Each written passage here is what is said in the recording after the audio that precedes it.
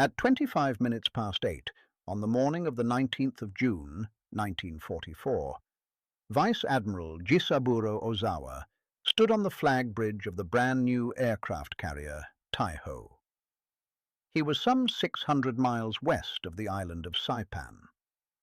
There he gave the order that launched the opening wave of the greatest carrier battle ever fought. 69 aircraft ran down the decks of his forward group and climbed away to the east, toward an American fleet that had no idea where he was. Ozawa had every reason to believe he was about to win. He had found the Americans first, and they had not found him. His aircraft could fly further than theirs, which meant he could strike from a distance at which the enemy could not strike back. His pilots would not even need to return to their carriers, because they could land on the Japanese airfields on Guam and Tinian, refuel and rearm there, and hit the Americans a second time on the way home. It was an elegant plan, and every technical assumption behind it was correct. By nightfall, almost none of those aircraft would come back. Across 2 days, the Japanese Navy would lose something close to 3/4 of every aircraft it had brought to the battle, along with the last generation of carrier aviators it possessed. The plan had been sound. Everything about it worked, except the men who had to fly it. The stakes could hardly have been higher, and the Japanese command said so out loud. Admiral Somu Toyoda, who commanded the combined fleet from Japan, sent his forces into this battle with a signal telling them that the fate of the empire rested on this one engagement. He was not exaggerating for effect. The Americans had landed on Saipan 4 days earlier, and Saipan was not just another island in a long chain of islands. From Saipan and the other Mariana Islands, the new American B-29 bomber could reach the cities of Japan itself. Every home island, every factory, every city would come within range of a bomber force operating from a place the Japanese Navy could not easily attack. Losing the Marianas meant that the war would arrive over Tokyo, and everyone in the Japanese High Command understood it. That is why Ozawa sailed with everything he had left, and that is why he was willing to gamble the entire remaining carrier force on a single battle. The invasion that provoked all this had gone ashore 4 days earlier. The Americans called the Marianas operation Forager, and it was enormous even by the standards of a war full of enormous operations. More than 500 ships and something like 125,000 troops had crossed 1,000 miles of open ocean to land on an island the Japanese considered part of their inner defensive ring. The fighting on Saipan itself was already savage, and it would eventually cost tens of thousands of lives on both sides. For Japan, the whole strategic architecture of the war rested on that ring. The Marianas were not an outpost in the far Pacific like Guadalcanal or the Gilberts. They were the doorstep. Behind them lay nothing but open water, and then the home islands. Japanese planners had told themselves for 2 years that they would fight a decisive fleet battle before the Americans ever got this close. And now the Americans were here, and the decisive battle would have to be fought whether the Navy was ready for it or not. Ozawa's plan had a code name of its own, and it had been prepared for months. Everything in it turned on combining his carrier aircraft with the land-based aircraft flying from the islands, so that the Americans would be caught between 2 forces and overwhelmed. It was a reasonable plan built on a reasonable assumption. The assumption was that the land-based air force would still be there when the battle came. But the destruction of Japan's naval air arm did not begin over the Philippine Sea on that June morning. It begins 2 years earlier, in a training system that had already stopped producing the men this battle would require, and in a series of carrier battles that had quietly killed the irreplaceable. To understand what happened, you have to understand what each side was bringing to the fight, and the comparison is not the one most people expect. On paper, Japan had genuine advantages, and Ozawa had built his entire plan around them. The most important was range. Japanese carrier aircraft were built light.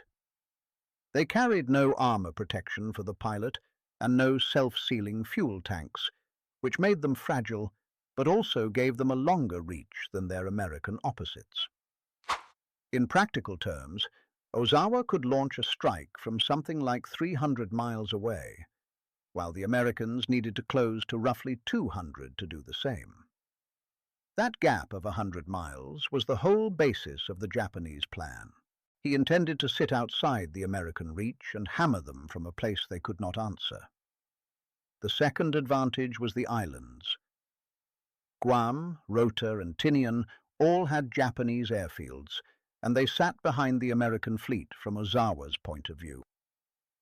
His aircraft could fly out, attack, continue east to land on those fields, then take off again, attack a second time on the return trip, and land back aboard their carriers. It was called shuttle bombing, and it effectively doubled the reach of his air groups. It was clever, and it might have worked. He also had a real force.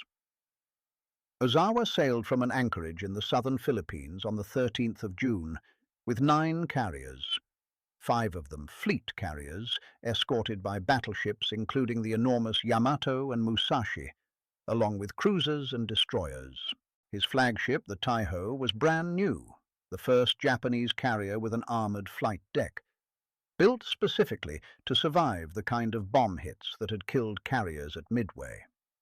He divided his fleet, pushing a vanguard group forward under Vice Admiral Takeo Kurita as bait, with his main strength 100 miles behind it, ready to spring the trap. There was a problem with his fuel that would matter more than anyone expected. Japan's oil position had become desperate by that summer, and to save shipping, the fleet had been anchored far to the south, close to the oil fields, burning unrefined Borneo crude straight out of the ground. That fuel worked in a ship's boilers, more or less, but it was volatile and it gave off dangerous vapors. A navy that has to burn raw crude oil in its warships is a navy already losing, and the consequences of that decision would show up in the most spectacular possible way before the battle was over. His approach did not go unnoticed either. American submarines were watching the exits from his anchorage, and as his fleet moved out and headed east, they reported it. Spruance was receiving those contact reports for days before the battle, which meant he knew roughly when to expect a Japanese fleet and from which direction, even though he did not know its exact position. In an ocean that size, knowing that much in advance is a very large advantage. The submarines did more than watch. Boats stationed off the Japanese anchorage and along the likely routes reported course, speed, and composition as the enemy fleet moved, and those reports were relayed back to Spruance within hours.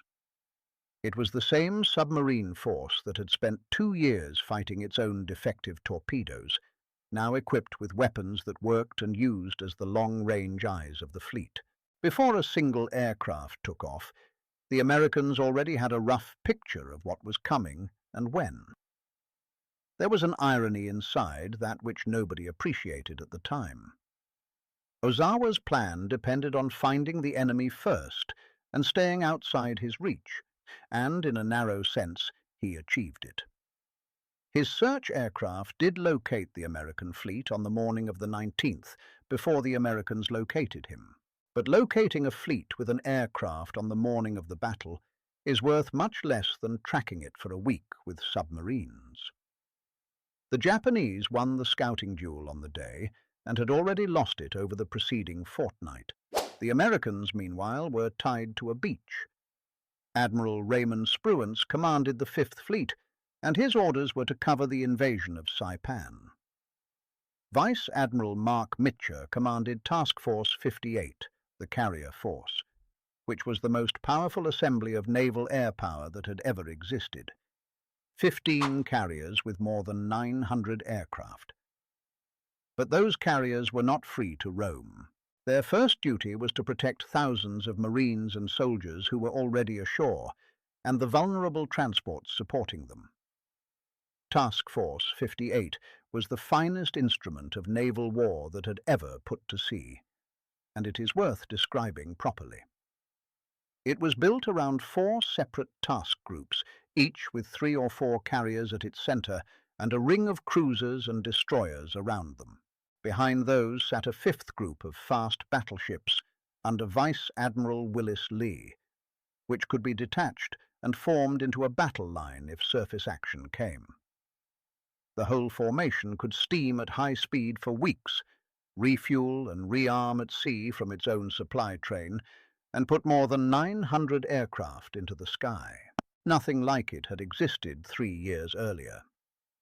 At the start of the war, the American Navy in the Pacific had a handful of carriers operating more or less individually. By 1944, the shipyards of the United States had produced fleet carriers, light carriers and escort carriers in numbers that no other country could approach, along with the aircraft to fill them and the trained crews to fly them. The Japanese had built an excellent navy. The Americans had built an industry that produced navies. Before the battle even started, that force did something that quietly wrecked half of Ozawa's plan. In the days around the Saipan landing, American carrier aircraft swept the airfields of Guam, Rota, Tinian and the surrounding islands, and destroyed the land-based air strength there almost completely. Ozawa was still counting on those aircraft and those runways. They had already been taken away from him, and nobody told him. That is the position Spruance found himself in as the reports came in from his submarines, tracking Japanese ships moving east. He knew a fleet was coming. He did not know exactly where it was, and he did not know whether what he was seeing was the whole force, or a decoy designed to pull him away from Saipan. Japanese battle plans had a long history of division and deception, and Spruance had studied them for years. His decision, which is the heart of this episode, was to fight defensively. He would not steam west to hunt for Ozawa. He would hold his position covering the landing, absorb whatever the Japanese threw at him, and destroy it in the air over his own ships. It was a decision that a great many of his own aviators hated then and criticized for decades afterward. And it was the decision that produced the most one-sided air battle in the history of naval warfare. Because if you are going to let the enemy come to you, everything depends on what you have waiting when he arrives. And what the Americans had waiting by the middle of 1944 was not a collection of fighters. It was a system. It began with radar. Every American carrier and every escorting ship carried air search radar capable of picking up incoming formations at ranges well over 100 miles, long before any lookout could see them.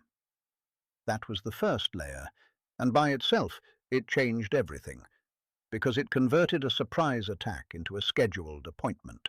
The second layer was fighter direction, and this was the genuinely new thing. Aboard each carrier sat a fighter direction officer in a darkened compartment, watching the radar plot and talking by radio to the Hellcat pilots in the air. He could see the incoming raid, calculate its course, speed and altitude, and vector his fighters to a position above and ahead of it, with time to spare and the sun behind them. Interception stopped being a matter of luck and became a matter of arithmetic. The Americans had spent 2 years building that capability, and by June of 1944 they were extremely good at it.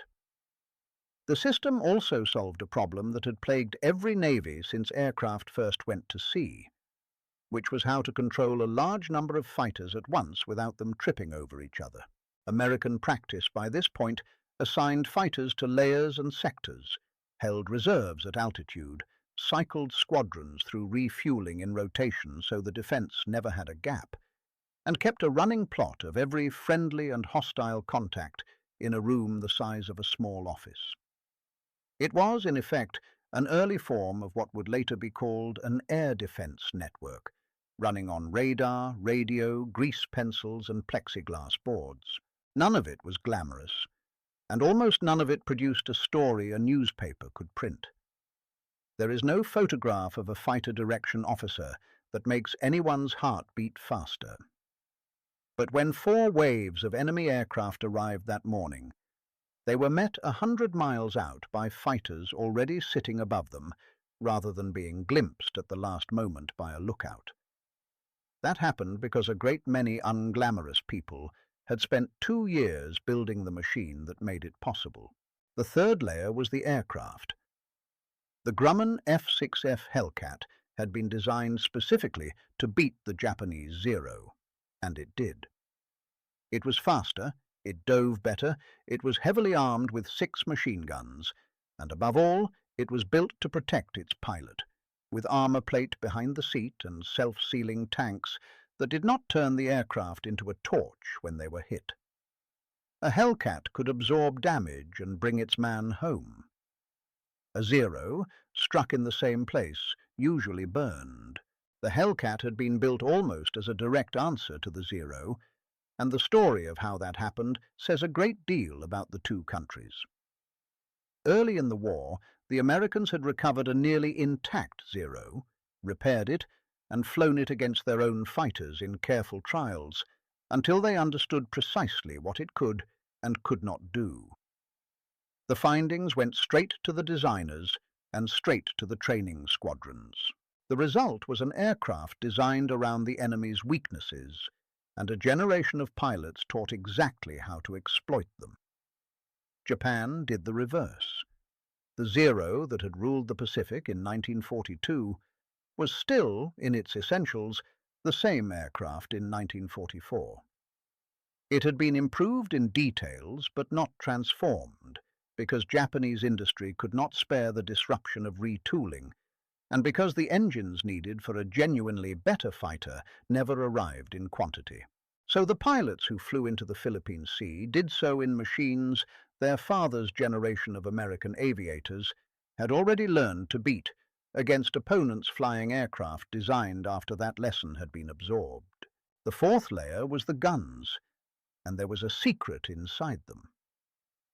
American anti-aircraft shells were now fitted with the proximity fuse, a device with a tiny radio transmitter in the nose that detonated the shell when it passed close to an aircraft, without needing to score a direct hit. It was one of the most closely guarded technical secrets of the war, and it multiplied the effectiveness of shipboard anti-aircraft fire several times over. Any Japanese aircraft that survived the fighters then flew into that. The volume of that fire is difficult to imagine now.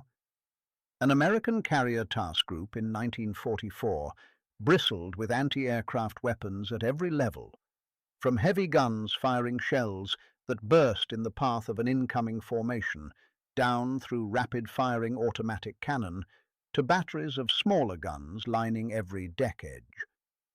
A single carrier might mount over 100 barrels. Multiply that by 15 carriers and their screening cruisers and destroyers, and an aircraft attempting to attack that formation had to fly through a wall of metal from every ship in sight of it. Naval anti-aircraft gunnery had also been transformed by better fire control.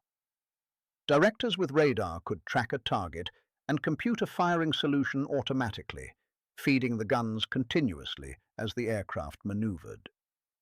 Combined with the proximity fuse, it meant that shells no longer needed to be aimed at where an aircraft was, or even guessed toward where it might be. They were aimed by machine at where it would be, and they went off when they got near it. Put all of it together, and the picture becomes clear. To hurt an American carrier that summer, a pilot first had to survive interception by radar-directed fighters 100 miles out. Then he had to survive a second interception closer in. Then he had to fly through the heaviest anti-aircraft fire ever assembled at sea.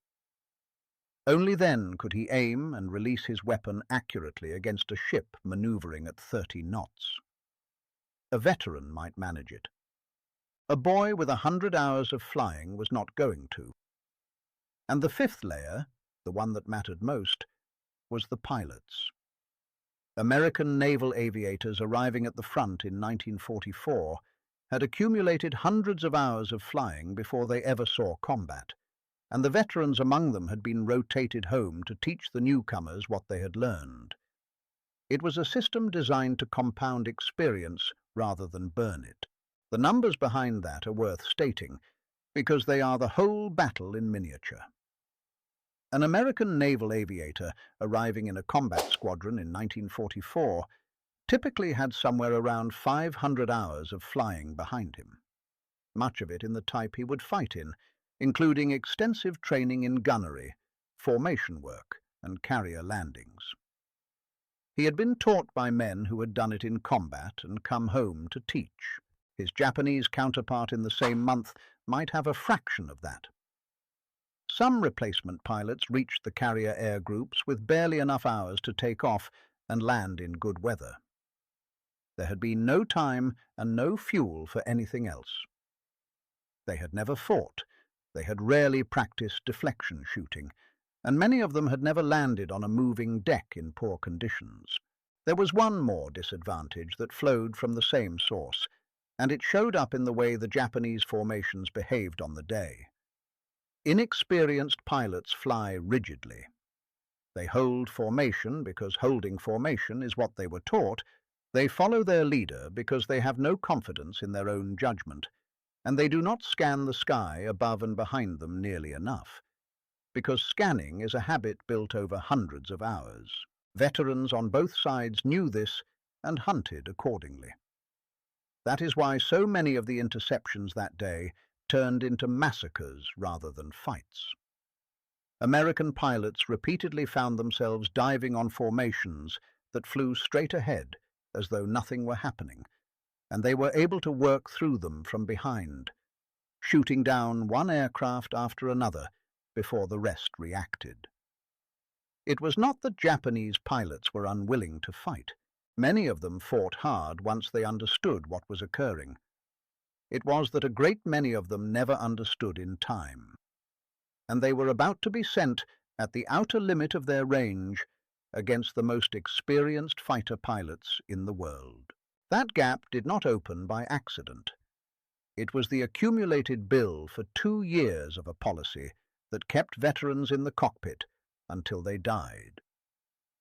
Every battle from Coral Sea onward had removed some of Japan's irreplaceable instructors, and by 1944 the pipeline behind them was pouring out young men who had been given almost nothing. Ozawa was not commanding an air force, he was commanding a memory of one. Which brings us to the hole at the center of the Japanese fleet, and to the reason this battle went the way it did.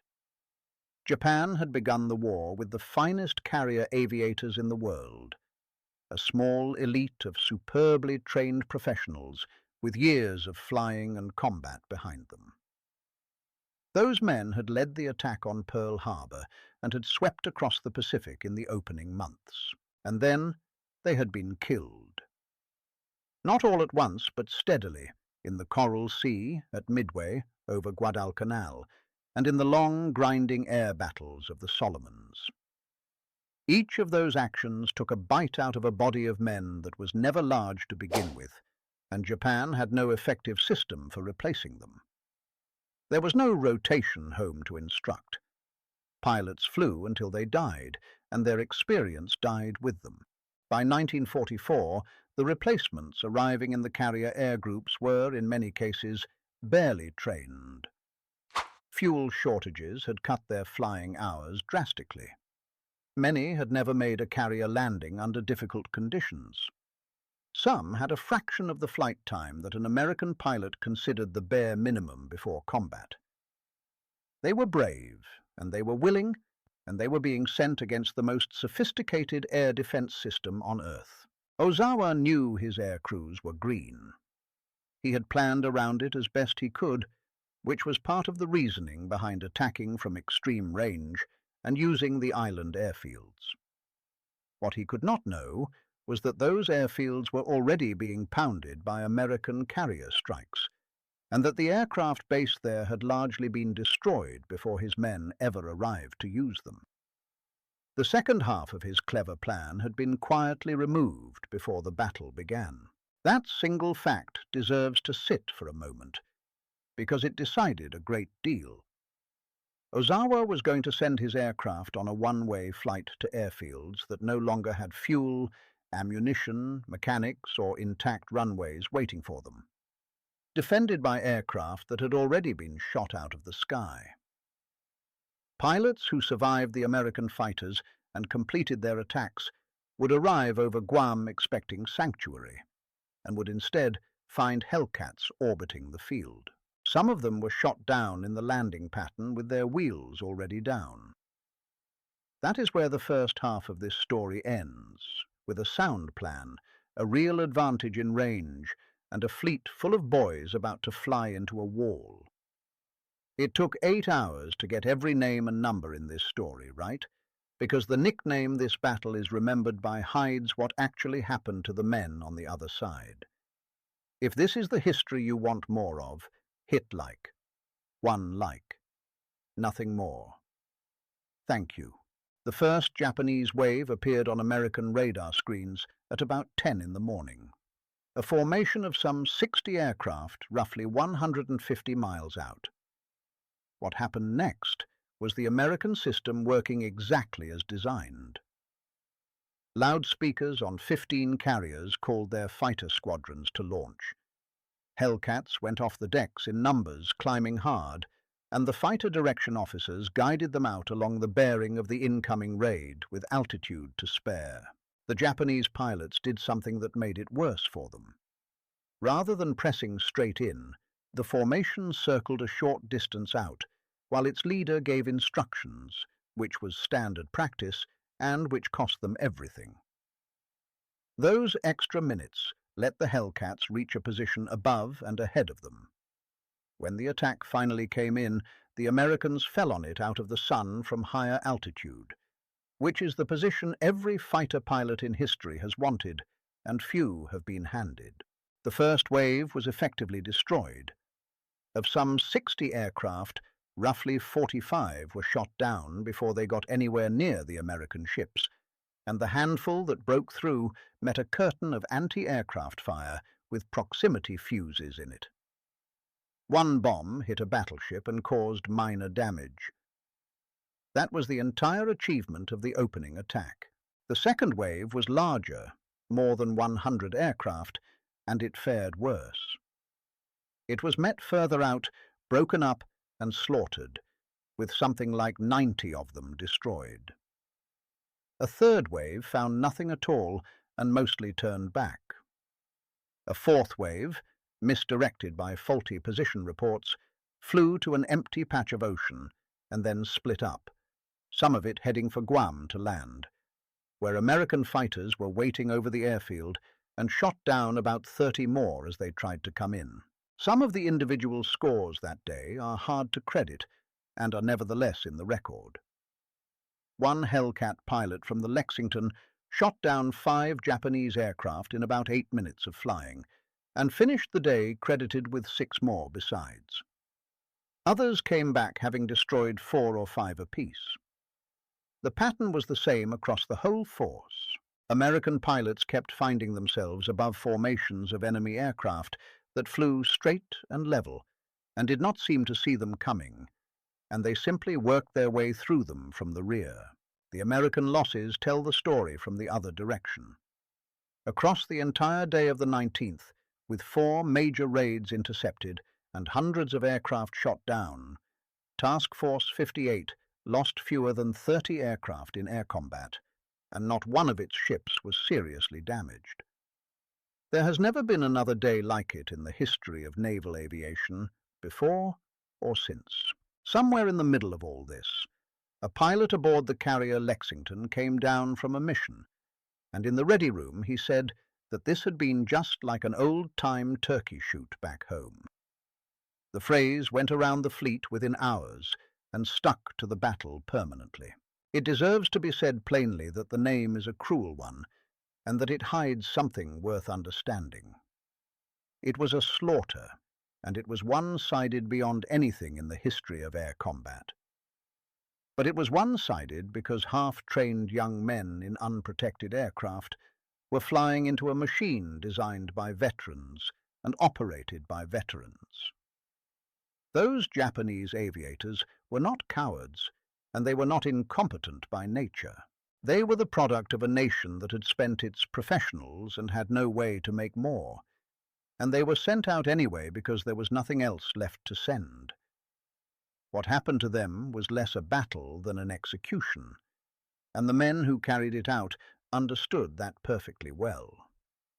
While the air battle raged above, the deadliest blows of the day were being struck from underneath, and they had nothing to do with aircraft at all.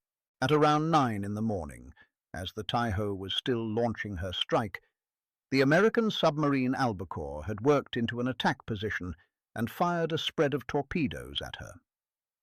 Most missed. One was heading straight for the carrier when a Japanese pilot who had just taken off saw it, understood what it meant, and deliberately dove his aircraft into the torpedo to detonate it before it could reach the ship. He killed himself and stopped that one. Another torpedo got through and struck the Taiho on the starboard side. The damage seemed trivial at first. Ozawa's brand-new armoured carrier had taken a single hit that jammed an elevator and started a small leak, and she continued steaming and operating aircraft as if nothing much had happened. But the torpedo had ruptured aviation fuel tanks, and the volatile fuel Japan was then using gave off vapour heavily. An inexperienced damage control officer, trying to clear the fumes, ordered the ventilation system opened up to blow them through the ship. Instead of dispersing the vapour, he distributed it into every compartment. At about 3:30 in the afternoon, 6.5 hours after the torpedo hit, the Taiho blew up. A single spark somewhere in that gas-filled hull set off an explosion that lifted her armoured flight deck upward and blew out her sides. She burned and began to settle, and more than 1,500 men died with her. Ozawa announced his intention to go down with his flagship, and had to be talked out of it by his staff. He transferred first to a destroyer and later to another carrier, and for hours in the middle of the largest carrier battle in history, the Japanese commander was effectively out of communication with his own fleet. 3 hours before that, another American submarine had found her own target. The Kavala, commanded by Lieutenant Commander Hermann Kostler, came up to periscope depth in the middle of a Japanese carrier group. Kostler and his officers went through their recognition charts trying to be certain of what they were looking at, and then he put the periscope up again and saw the flag flying from the carrier's signal halyards. He described it afterward in the simplest possible terms. There it was, the rising sun, big as hell. The ship was the Shokaku, a veteran of the attack on Pearl Harbor and one of the most successful carriers Japan ever built. Kostler fired 6 torpedoes and hit her with 3. Fires spread through her hangar deck among fueled and armed aircraft, and after some 3 hours of burning, she was torn apart by internal explosions and went down. More than 1,200 of her crew died. Hit subscribe right now, because coming up is the decision that split the American Navy in two, an attack launched at the outer limit of what was survivable, and the night an admiral lit up his entire fleet in enemy waters. Do not go anywhere. By the evening of the 19th of June, the battle was, in every meaningful sense, already decided. The Japanese had lost something in the region of 350 aircraft, along with the 2 carriers sunk by the submarines. The Americans had lost about 30 aircraft and had suffered no significant damage to any ship. It was the most lopsided result of any carrier engagement ever fought, and this is where the argument began that has never really ended. Mitcher and his aviators wanted to go west immediately, hunt the crippled Japanese fleet down in the dark, and destroy the carriers that were now nearly defenseless. Spruance refused. He kept his force to the east through the evening, still covering Saipan, still guarding against the possibility that some undetected part of the Japanese fleet might slip around him and get among the transports. Only late that night, satisfied the invasion was safe, did he finally turn west to pursue. Those hours were the difference between a great victory and an annihilating one, and American naval officers argued about them for the rest of their lives. The aviator's case is straightforward.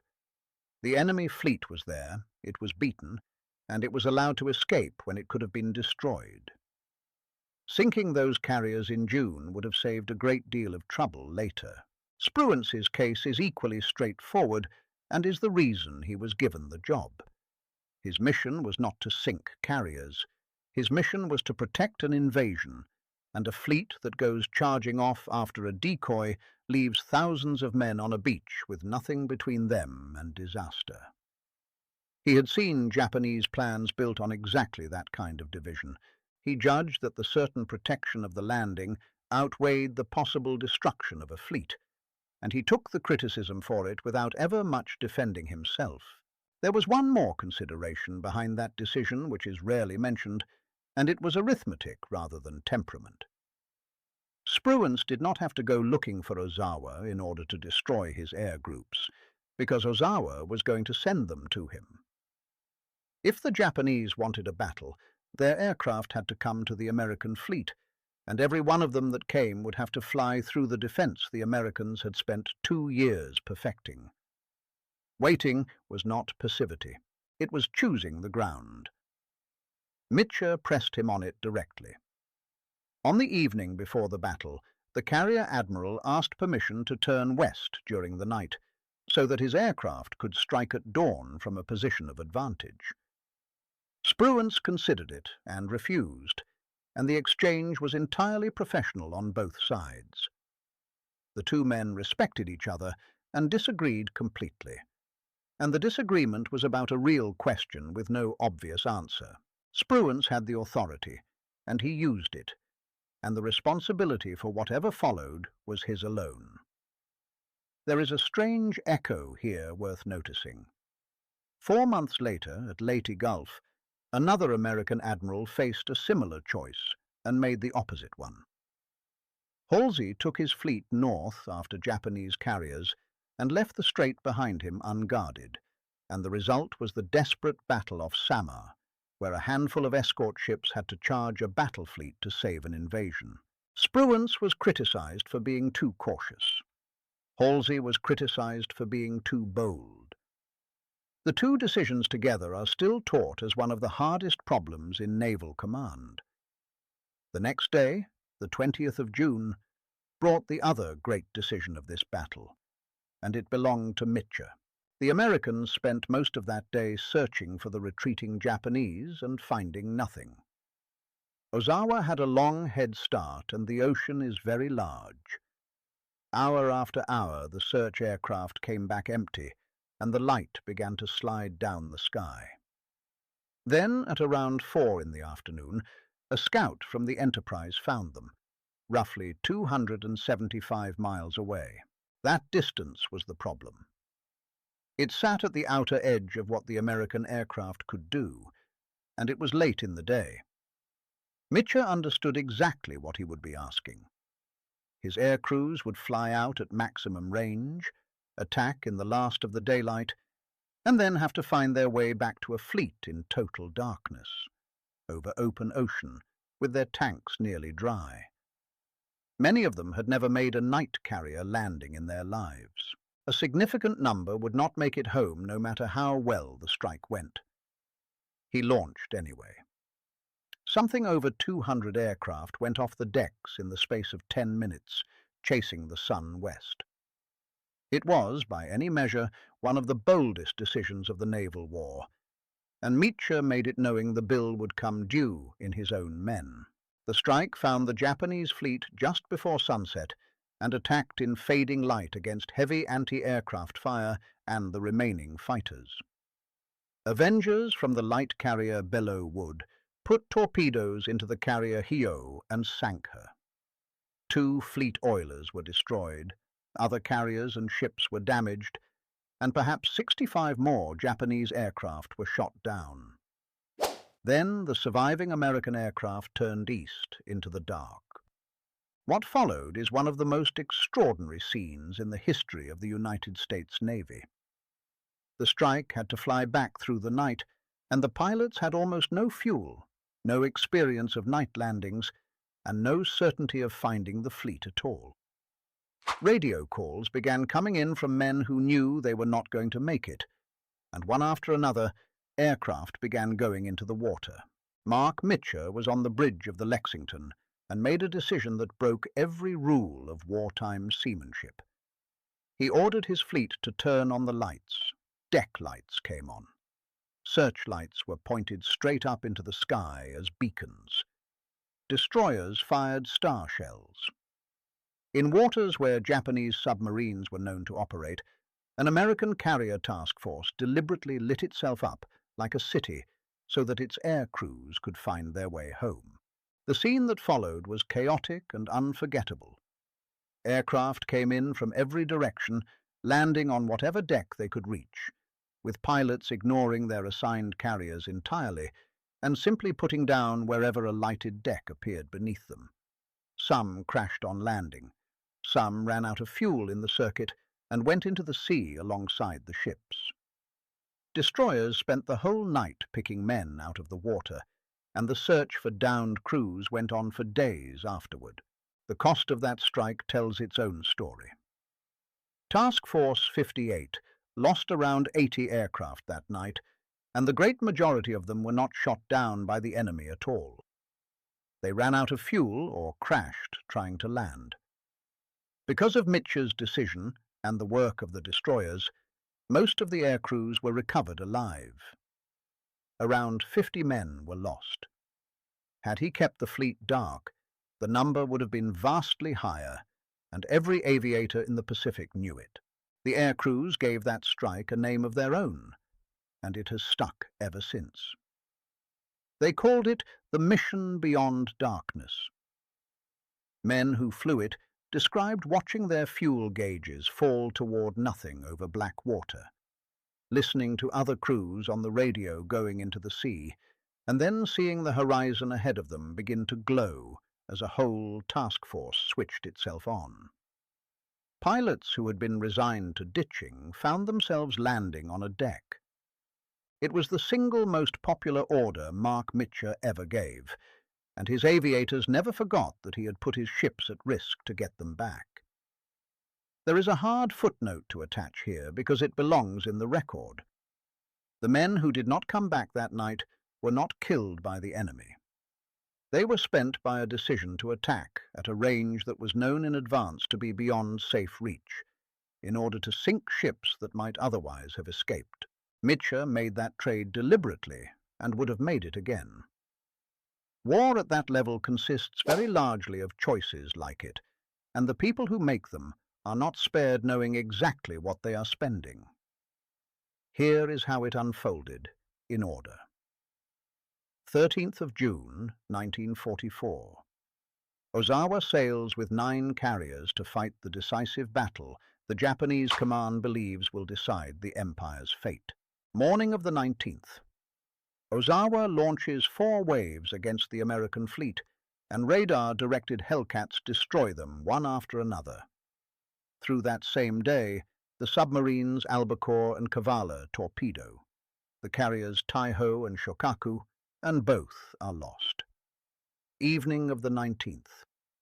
Spruance declines to pursue, keeping his fleet between the enemy and the Saipan beachhead.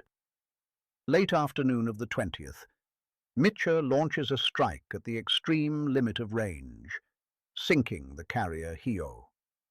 That night, the fleet illuminates itself in the dark to recover its returning air crews. The factors behind Japan's collapse in those 2 days are worth naming plainly. The first factor was the American air defense system. Radar, fighter direction, the Hellcat, and the proximity fuse together formed an integrated machine that could see an attack coming, meet it far from the ships, and destroy most of it before it arrived. The second factor was the destruction of Japanese aircrew training. The men Ozawa sent out were not equipped by experience to survive against what was waiting, and the fault for that lay in 2 years of burning veterans without replacing them. The third factor was the submarines. The 2 carriers lost that day were not sunk by aircraft. They were sunk by torpedoes fired from beneath the surface, by a submarine force whose weapons had finally been made to work. The fourth factor was Spruance's discipline, whatever one thinks of it. By refusing to chase, he guaranteed that the invasion he was there to protect could not be threatened, and he forced the Japanese to attack into the strength of his defense, rather than fight the mobile battle they wanted. Strip away the maps and the loss tables, and the death of Japan's naval air force comes down to a single reversal worth stating plainly. Ozawa's plan was correct in every technical particular. His aircraft really could outrange the Americans, his shuttle scheme really would have doubled his reach, and he really did find the enemy first. He got everything he asked for, and it made no difference whatsoever, because the one component he could not requisition was time, and time is what it takes to make a pilot. Japan had built the perfect battle plan for an air force it no longer had. There is a second reversal inside the first, and it belongs to the ships. The Taiho was the most modern carrier in the Japanese Navy, built with an armoured flight deck specifically so she could survive the kind of hits that had destroyed the carriers at Midway. She was hit once by a single torpedo, and the damage was slight. What killed her was a well-meant order from an inexperienced officer, which spread fuel vapor through the ship until she detonated. The most survivable carrier Japan ever built was destroyed by its own damage control, in a navy that had run out of experienced people at every level, not just in the cockpits. The consequences of those 2 days reached much further than the Marianas, and they explain something that puzzles many people about the rest of the Pacific War. Japan still possessed aircraft carriers after June of 1944. What it no longer possessed was anyone to fly from them. 4 months later, at the Battle of Leyte Gulf, the Japanese Navy sailed its surviving carriers into action one last time, and they were sent out with almost no aircraft aboard. Their entire purpose was to be seen. They existed to lure the American fleet away from the invasion beaches, because that was the only remaining use for a carrier without an air group. Admiral Halsey took the bait and went north. The San Bernardino Strait was left open, and a Japanese battle fleet came through it to fall on a handful of American escort carriers off the island of Samar. That is the direct line from this battle to that one. The reason Japan's carriers were empty decoys in October is that their aircraft and their air crews had been destroyed in June. Ozawa himself commanded that decoy force at Leyte, and he understood exactly what he was doing. He had been given ships without air groups and told to be conspicuous, and he sailed north to be sacrificed so that another admiral might reach the beaches. It is one of the bleakest assignments any commander received in that war, and he carried it out. The Philippine Sea did not just win a battle, it permanently removed carrier aviation from the Japanese order of battle, and everything that happened at sea afterward happened in the shape that absence created. Mark Mitcher, who turned on the lights, was never punished for it and never apologized for it. And among naval aviators, the story of that night became the thing they remembered him for, above all his victories. He commanded carriers for the rest of the war and died in 1947, worn out at 60. Raymond Spruance went on to plan and command the invasions of Iwo Jima and Okinawa, and carried the criticism of his caution at the Philippine Sea to the end of his life, without ever making much of a case in his own defense. Jisaburo Ozawa survived the war, and was, by the accounts of those who met him afterward, entirely candid about what had happened to his air crews and why. He did not blame his pilots, and he did not pretend the plan had failed for want of courage. He had been given a fleet, an excellent scheme of manoeuvre, and young men who had not been taught to fly properly, and he had watched what happened. And the Marianas fell, which was the point of the whole thing. Saipan was secured in July, Guam and Tinian soon after, and the engineers went to work on the airfields. Within months, the B-29s were flying from those islands to Japan, and within a year they had burned out 67 Japanese cities. The battle in which Japan spent its last aviators to keep the Americans away from those islands failed, and the bombers came exactly as the Japanese command had feared they would. There is one last thing worth saying about the men who flew out that morning and did not come back. Almost none of them have names in the records available to us. They took off from decks in the middle of the ocean, flew east on a plan that was already broken before they left, and were shot down in ones and twos by pilots who mostly never learned who they had killed. Their bodies are in the Philippine Sea, in water thousands of feet deep, and there is no memorial to them anywhere on the ground. They were sent by commanders who knew their training was inadequate, in a battle their own high command described as deciding the fate of the empire, at a moment when that empire had already lost the war by any rational measure. Whatever one thinks of the cause they served, and there is a great deal to think about it, the individual young men in those cockpits were spent by their own leadership as ruthlessly as any resource in that war. The nickname their deaths acquired makes an amusing story. It is worth remembering occasionally what it actually describes.